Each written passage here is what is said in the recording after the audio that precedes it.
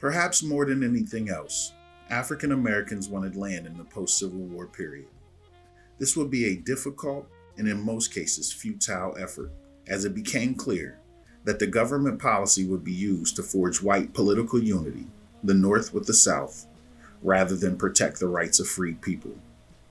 As law professor Robert Wesley wrote in his 1998 article on the case for reparations for African Americans, if the land distribution had not been undermined by President Johnson, if Congress's enactments on behalf of political and social equality for blacks had not been undermined by the courts, if the Republicans had not been sacrificed the goal of social justice on the altar of political compromise, and Southern whites had not drowned black hope in the sea of desire for racial superiority, then talk of reparations or genocide at this point in history might be obtuse or even perverse.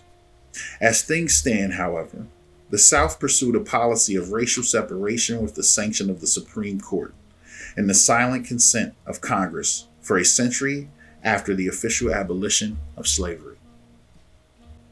In 1865, during the Civil War, General Sherman issued Special Field Order Number 15, promising 40 acres and a mule to slaves who fought for the Union Army, and saying that part of South Carolina and the Sea Islands in Georgia were reserved and set apart for the settlement of Negroes, now made free by the acts of war and the proclamation of the President of the United States.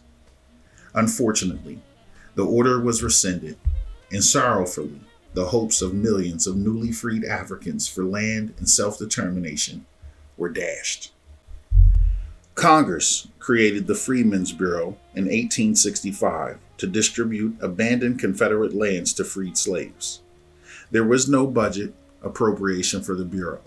Its revenue came from renting abandoned land to freedmen and refugees.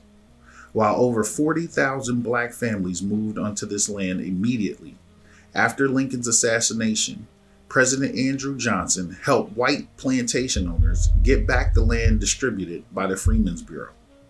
This even involved evicting some black farmers at bayonet point, although sparing some farmers with titles given by General Sherman.